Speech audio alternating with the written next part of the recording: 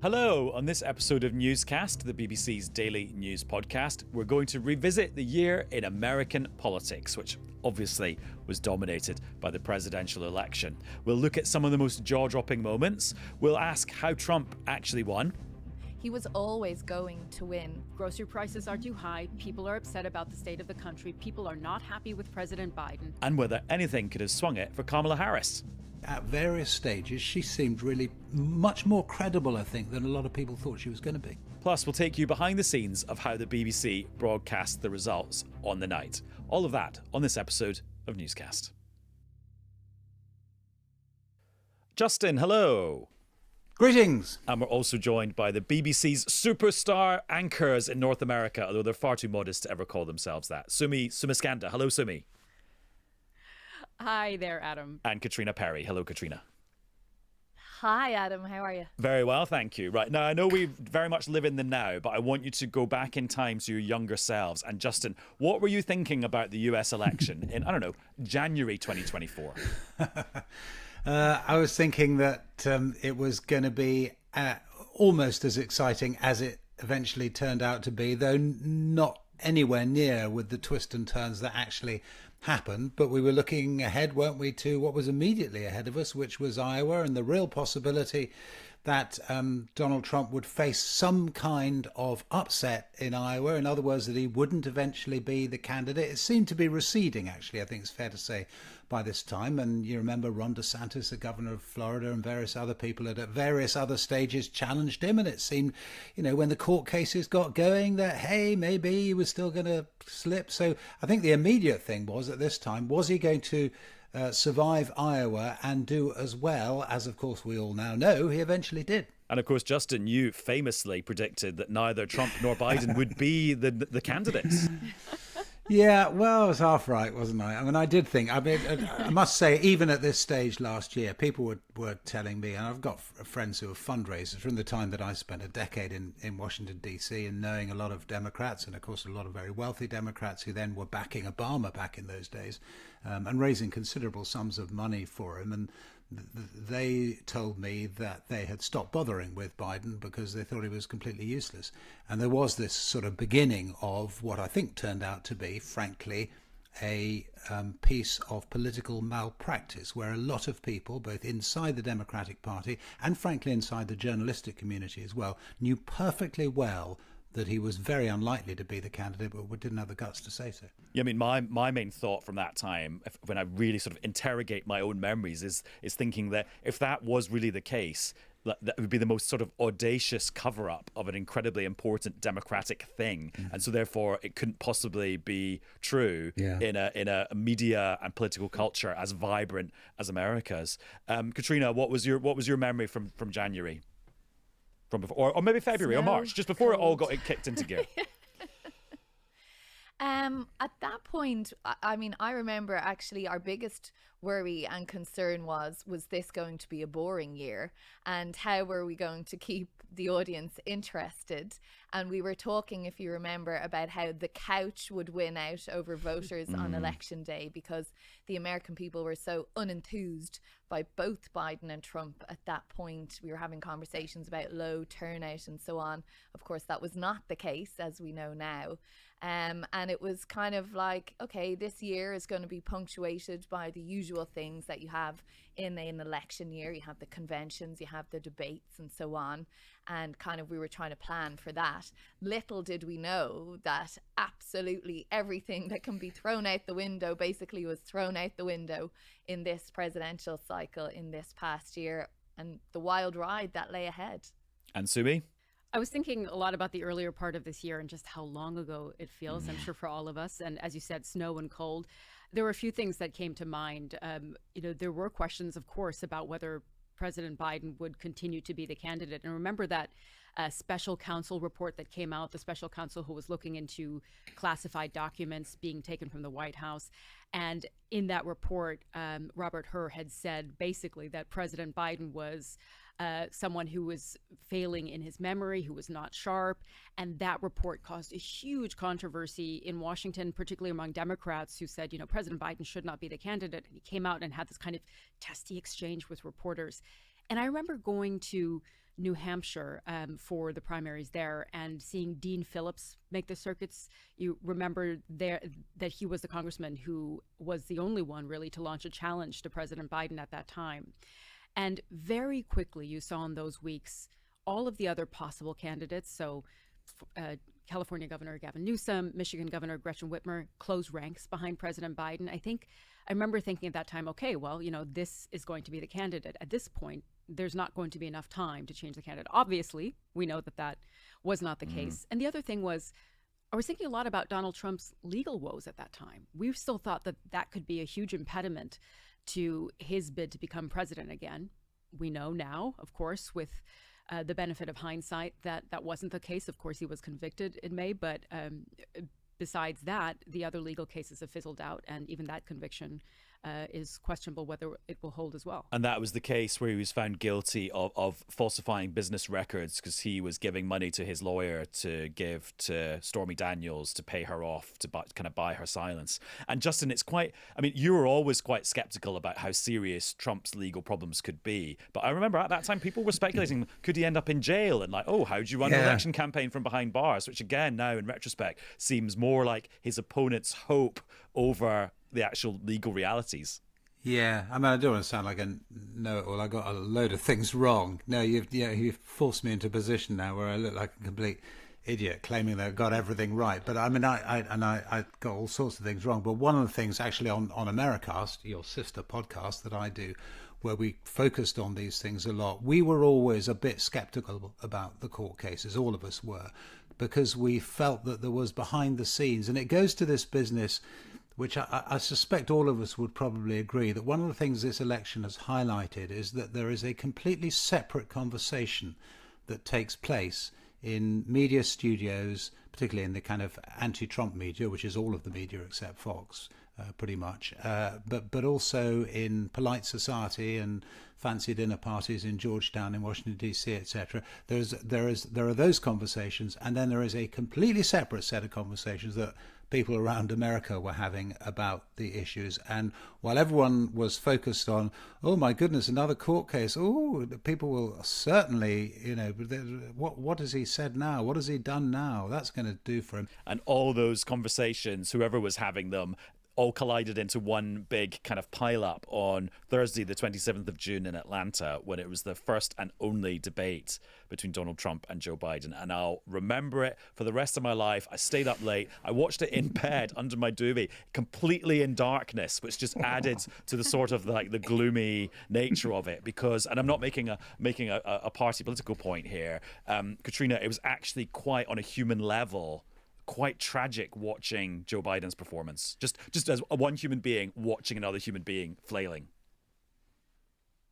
Well, I was in Atlanta for that debate, and I remember writing down in my notebook 9:14 p.m. Eastern time, and I said, this time is going to be something that'll win a table quiz question in the future, because that was the moment that Joe Biden wobbled, whatever word you want to put on it, and he had that statement where he started talking about one thing, and then he was talking about COVID, and it was actually impossible to make out what he was trying to say in that sentence. And then he kind of looked off into the middle distance, and the camera cut to Donald Trump, who had this quizzical look on his face of what's just happening here.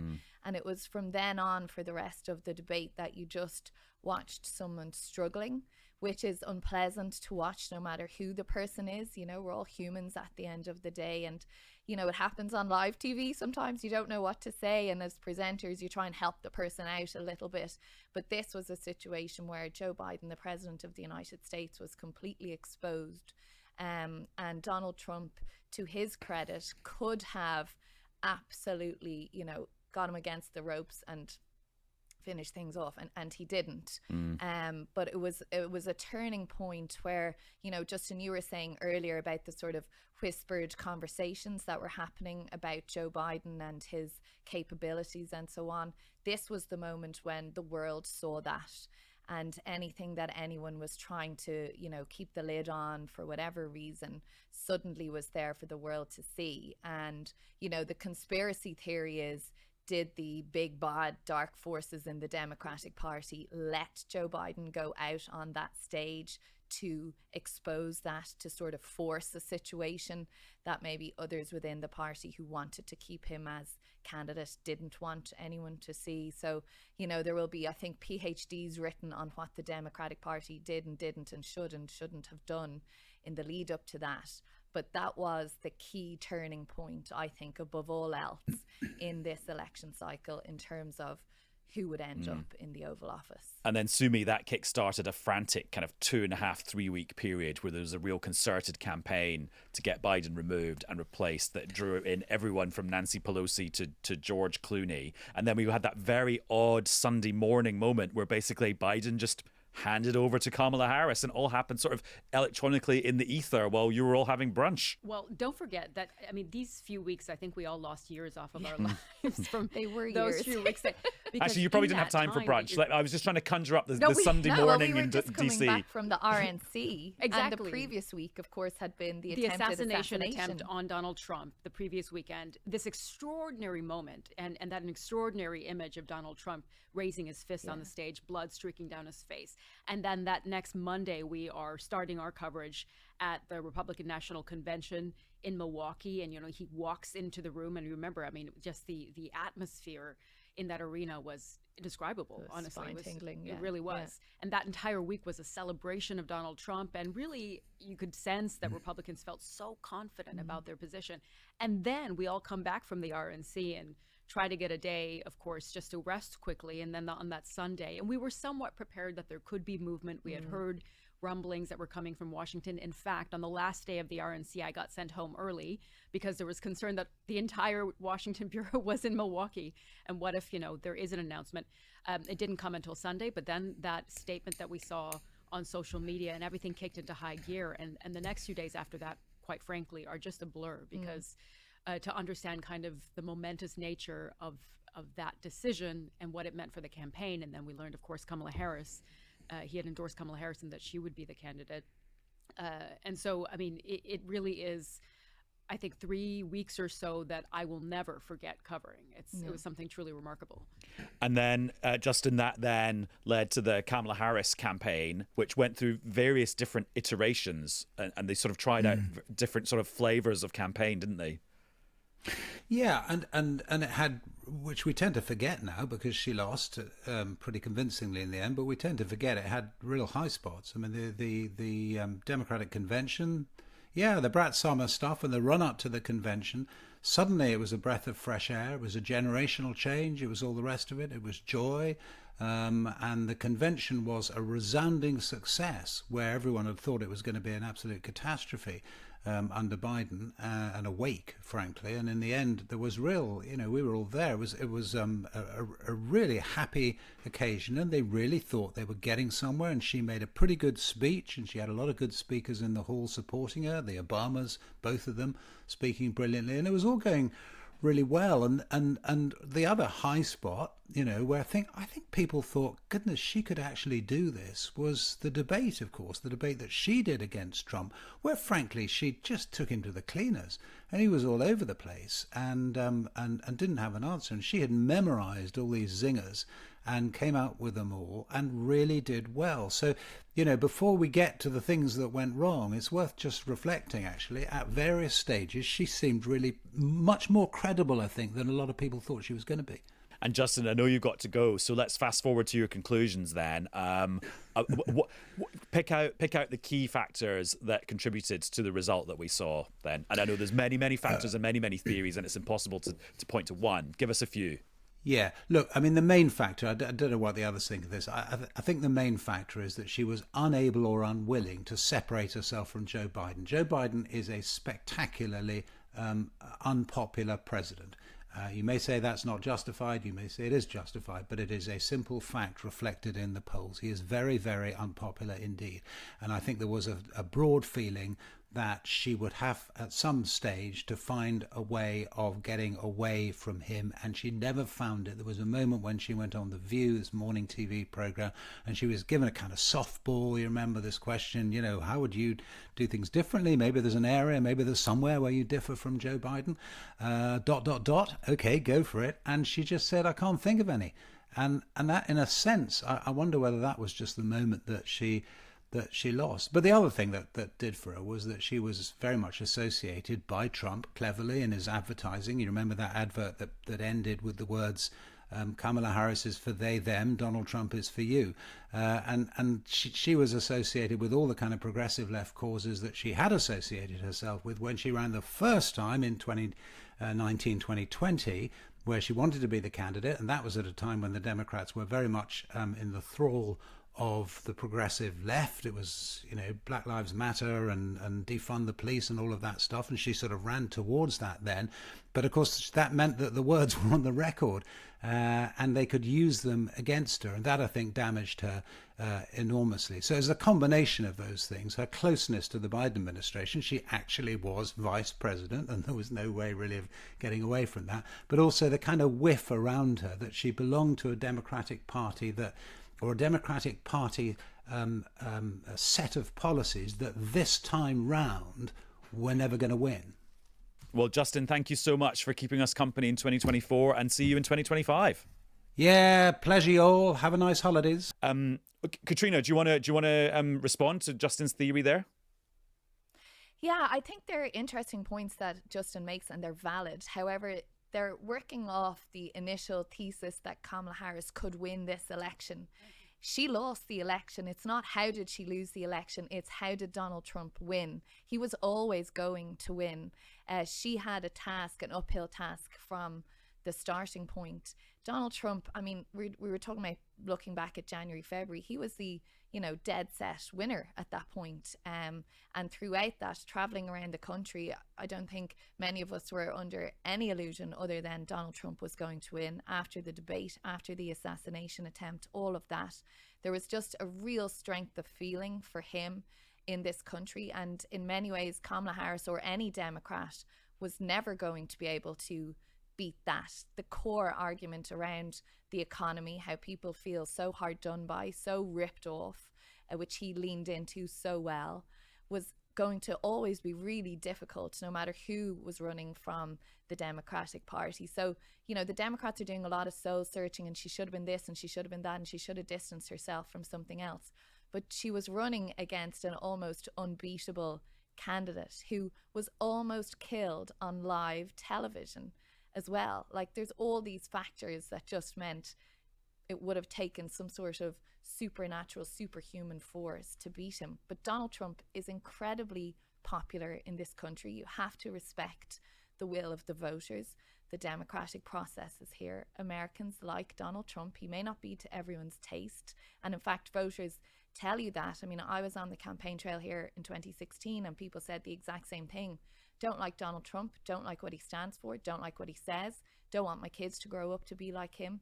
But he's a great president, he's a strong leader, and I want him back in office. And that's something that was always going to be really hard for the Democrats to run against. And one thing related to that I've been thinking the last few days, and I remember when I came to see you guys in Washington, D.C., and I remember being struck by thinking, I hadn't realized how big a deal reproductive rights are. I mean, I knew intellectually because of the Supreme Court case and the fact that the states were introducing various degrees of restrictions and that it was an emotive issue and people cared about it. But when I arrived in DC, I was like, I think I'd underestimated how huge it was. But in retrospect, Sumi, I think that was because I'd underestimated how central it was to the Democrat campaign, not necessarily that it was central to the entire conversation the entire nation was having. And that then speaks to the areas that the Harris campaign actually prioritized, perhaps wrongly. We saw very early on when Kamala Harris went to the top of the ticket, and also under President Biden, that it was clear the Democrats were searching for the issue that they felt they could build their campaign on.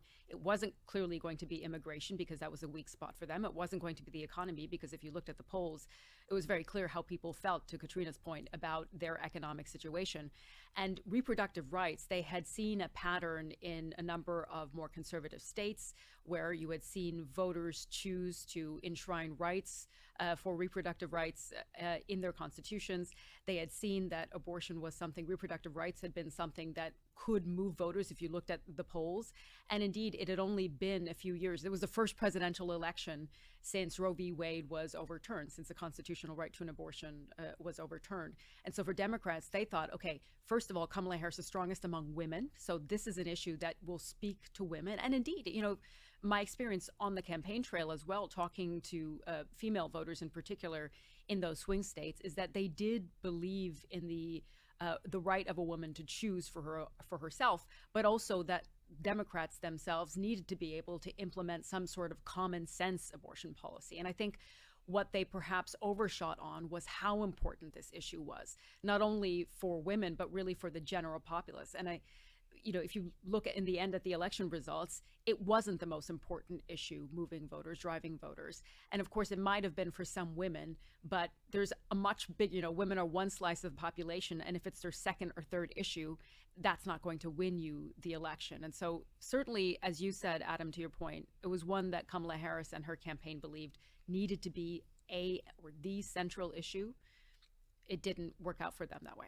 I think as well, because we saw a lot of states put abortion on the ballot themselves, so take matters into their own hands at state level, that people disconnected what a president should have to do about abortion, that actually we can take care of this in our state and pick the president we want without that issue being a factor.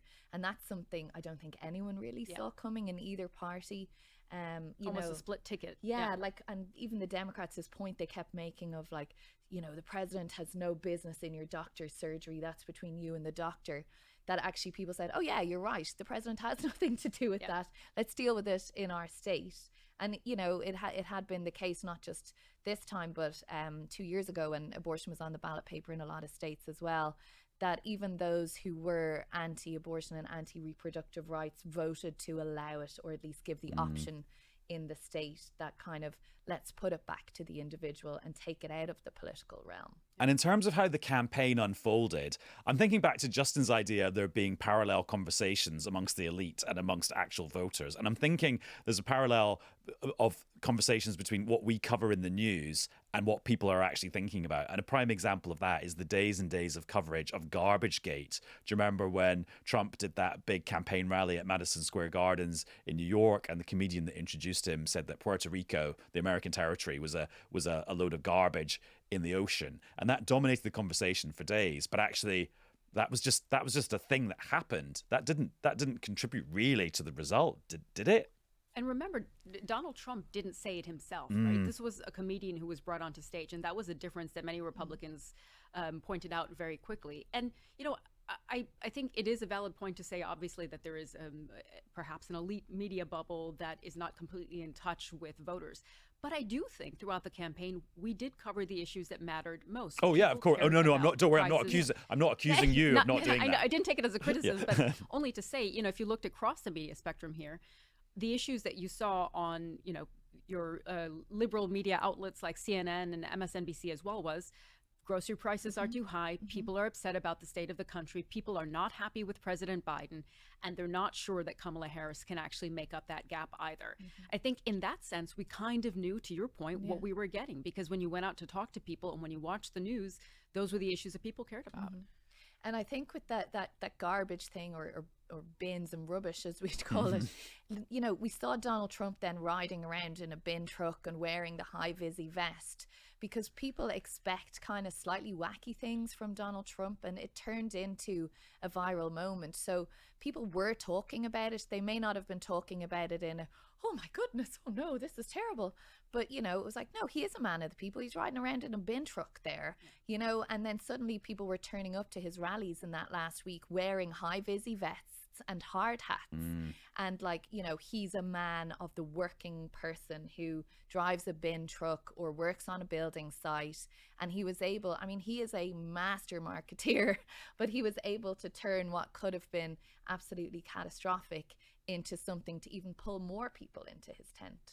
And then there was the night itself, where you were both spending many, many hours on the television, and I was in the corridor outside. What's your kind of main election night memory, or is it all just one giant, big, like unfolding drama? It's a bit of a blur. It is a bit of a blur. I have this very clear image in my mind of when the call was finally made and we had that big slate put up on the screen and Caitriona standing in this yellow dress next to this red screen of, Donald Trump, 47th president, and just kind of, you in that moment, obviously as an anchor in the studio where you're continuing to cover the news, it's hard to actually be to allow those moments to sink in. But I remember I took a little picture with my camera, which I haven't shared with you. I need to share with you at that moment, because I thought this is a moment I will remember. Because, no phones in the studio. That was it. What? No one told us that. I know, right?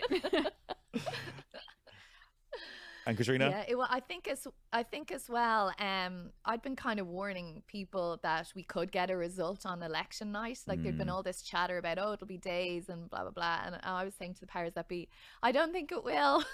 I think we need to be ready for the result to come that night. And it became very evident very early on that there was a move towards Donald Trump and there was a move towards the Republican Party in the other races in the House of Representatives and the Senate, and that we would have sort of the arc of the story, as we'd call it in our world, all in that one self-contained program, which is a great privilege for us to be able to do that, because as you're saying, Sumi, like these are moments of history, and that's what I think we all love about our jobs, that you get to be there, as your grandkids will learn about it in a history class, and you get to actually be there and see it firsthand and be part of the first telling of history, which is an incredible privilege. My two moments are election night, and actually they reveal something how election nights work in America and how different they are from the UK, because it all happens kind of in the ether. Like you're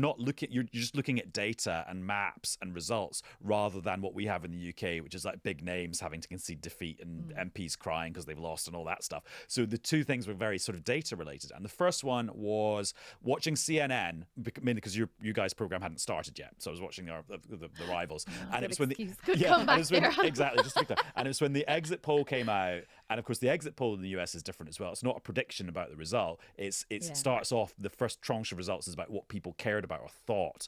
And something like 73% of people thought the country was on the wrong track. And I just thought, right, if you're kind of representing the incumbent, i.e. you're Kamala Harris, who's also part of the Biden regime, how on earth you can win when 73% of the people think the country's going in the wrong direction. So I thought, this is done and dusted on the basis of that. But then about kind of 1 a.m., 2 a.m., it was still looking a bit 50-50. And I was thinking, well, hang on, if it is a 50-50 race, which is what everyone assumes it is, this is what 50-50 looks like. Actually, right at the last minute, Harris could just edge ahead. But then wiser, more experienced people who understood the electoral maths and the emerging picture way better than me was like, no, this is not what a 50-50 race looks like. This is what a race looks like when Trump is going to win. And not only is he going to win the Electoral College, he's going to win the popular vote. So those were my two very, very nerdy points as a bit of an amateur doing US elections. Right, last question before I let you go. Give me a seed that's been planted this year that is going to grow into something massive in the next year or two. There's a brain teaser for you. Oh my gosh. Yeah. Beyond the apple pip in my back garden. What's the thing that is going to just become that started now that's just going to become a huge thing? I've really landed that on you. I'll just give you a second to think about it. Or is that too hard? Is that too hard a question? Well, no. I'm just. Do you mean in the context of like a U.S. political thing? Well, anything. Can I give? I think my seed is that there's going to be chaos within the administration because he's appointing people with such diverse opinions. I wouldn't fully agree with that. I mean, I think Donald Trump is coming at this with the benefit of experience. He's surrounding himself with incredible loyalists. Like nobody is divergent in opinion to him of the names we've seen so far. I think he'll run the administration as he did the last time, which is like a mom and pop business, which is the business he's used to running, where he's the boss and you do what he says or you ship out. So I don't think okay. that we'll see. I mean, it depends on your definition of chaos, really. I don't imagine that it's going to be a particularly. In fact, I think it's going to be a far more streamlined administration than during the first time, because he not only has these loyalists, but this is not his first time in the White House. Yeah. And for Donald Trump to be able to implement his agenda and what he wants to do, he has far more tools to do so this time. And he was very frustrated the first time round, not realizing, I mean, the powers of the president in a way are quite limited. You know, it isn't this all powerful, I can do whatever I want, click my fingers and it happens type of role. And I think that frustrated him the first time round. So now he knows where his parameters are, and foreign policy is the big one. And there's, you know, to a certain degree, some economic policy as well that he can do by executive actions and so on. But the key point is he has the House of Representatives and he has the Senate, and he has, you know, MAGA is the policy of the Republican Party now. And, you know, we're wearing our Christmas jumpers here because we were promised mince pies, by the way, which haven't materialized. Sorry. But anyway, we've been going to, it's Christmas party season or holiday party season here in the US. So Sumi and I have been at all these, working very hard at these parties every evening. But speaking to a lot of Democratic members of Congress, and I don't know if you'd agree with this, Sumi, the ones who have been reelected and are coming back next term, they're all talking about a very different Republican Party that's going to be on the Hill. You know, not the party of decades gone by, really the party of Trump, a MAGA party. And they're the policies that they'll be going hard on. And in fact, you see some of those members already talking about ways that they imagine working together with this administration, because they see the fact that with control of the House and the Senate and the White House, you know, being obstructionist is not perhaps going to get them very far. And they're looking at ways to work with, for example, Vivek Ramaswamy and Elon Musk. I've seen a few members talking about that in their Department of Government efficiency efforts and so on. So I think for the Democrats, it's going to be a really difficult and also interesting next 2 years to see how they position themselves. And they're going to look for things that they can find common ground on, like infrastructure. Yeah. You know, I mean, you know, Adam, from traveling around here, like the roads, the train networks, the buses, etc. in America still need an awful lot of investment. AI is another one where they'll seek to just find common ground to come together, because at the end of the day, everyone is going to be facing re-election again. And the Democrats don't want to be on the doorsteps going, oh, well, we just sat there sulking for 2 years. Yeah. You know, they need some kind of deliverable as well. And I don't know, it feels around this town very different to how it felt just on the eve of Trump won. Like there's a kind of, someone described it to me the other night as a desensitization in a way, but like there's a familiarity or maybe a resignation or something of like, don't try and resist this. This is what America wants. And especially, as we've said, with such a resounding victory, that, you know, you have to work within these parameters. And that's what democracy is about. Your team wins or it doesn't win, but you still have to serve the people who put you there. So interesting. And also that seems to me to clash slightly with what Kamala Harris's message the day after was, which was like, let's continue the fight. Just because we lost today doesn't mean we're going to lose again. So actually, I wonder if that's not quite the message that everyone else has taken away. Well, that's kind of what you have to say the next day, though, isn't it? Like, do you know what? And of course, she's figuring out her own future as well, isn't she? She's trying to figure out what her political roadmap is going to be going forward. And that speech was kind of the first building block of that for her personally as well. I'm loath to ask this question, but when does the 2028 election get started, or is it already underway? Oh, it's already underway. It is. Oh my God. I mean, midterms. We're thinking about the midterms 2 years from now in 2028. Yeah, and JD Vance is thinking of, you know, Vance 28 already, as are maybe many others. But I mean, Donald Trump, short of changing the Constitution, can't run again. So already people have moved to that point. I mean, do you think he would try, though? Because, I mean, that'd be quite a Trumpian thing to do. It's like, guys, if you like me, let's change this Constitution so I could have a third term. I don't see it as likely. I think he is obviously at this moment very pleased with his victory and is going to get to work with his new administration. But let's not forget that, you know, he is also 78 now. He'd be into his 80s. And I think he wants to go and enjoy his life and, you know, take his winnings back down to Mar-a-Lago in 4 years and exert influence still, but not from the White House. Yeah.